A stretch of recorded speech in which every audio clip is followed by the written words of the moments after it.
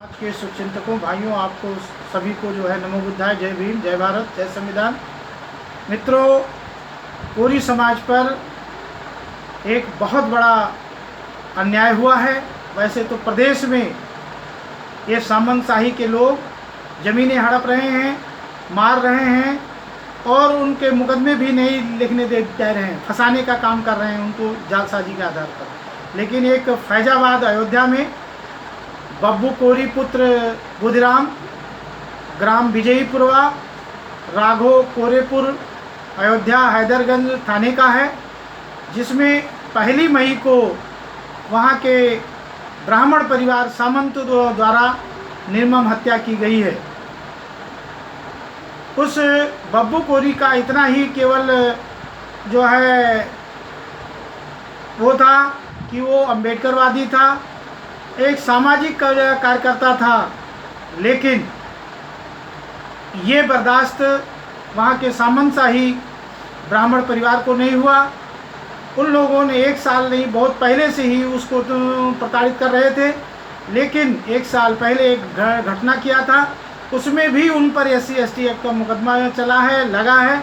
फिर भी वो 1 साल के अंदर एलानिया के रूप में उसी समय कहा था कि तुम्हारा हाथ काट लेंगे।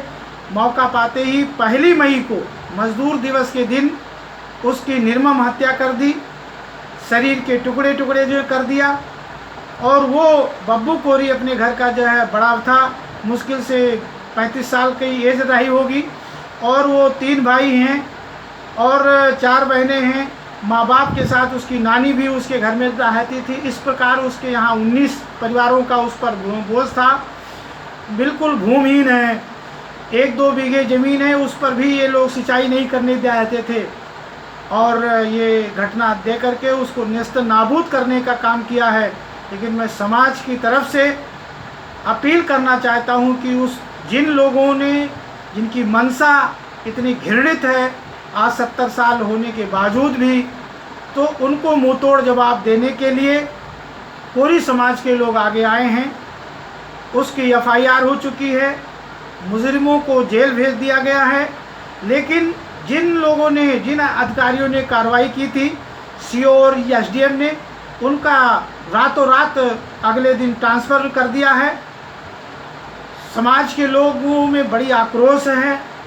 समाज के लोगों से अपील किया गया तो भारतीय कोरी समाज की तरफ से 20,000 रुपया उस पीड़ित के पत्नी को, सीमा देवी को, उसके खाते में डाल दिया गया है और मदद जारी है।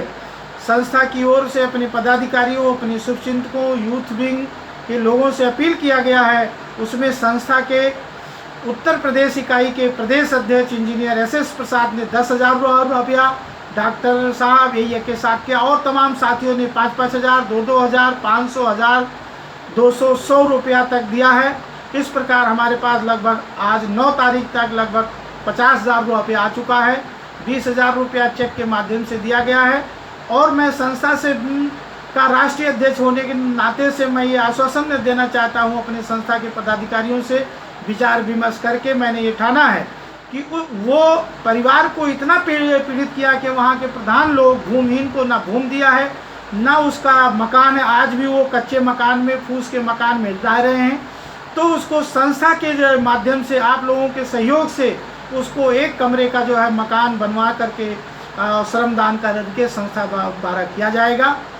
और यूथ विंग के कार्यकर्ताओं से हमें 100 रुपया माने नहीं है, लेकिन 100 रुपया उस विरोधियों के लिए 100 लाठी के बराबर है।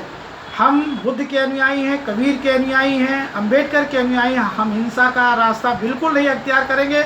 लेकिन जो उनकी मंशा है कि इस परिवार को, जो अम्बेडकरवादी होगा, जो अपने समाज की बात करेगा, अपने अधिकार की बात करेगा, उसको कुचल देंगे, तो हम लोग उसको हम इतना स्वावलंबी बनाएंगे कि वो अधिकार की अपनी लड़ाई तो नहीं, पूरे समाज की लड़ाई लड़ेगा, और उन अपराधियों को सज़ा दिलाने में भी हम लोग कामयाब होंगे। इसी के साथ मैं पुनः पूरे भारत के कोरी समाज के लोगों से, सामाजिक संगठनों से भी अपील करता हूँ कि उसमें वो हाथ बढ़ाएं।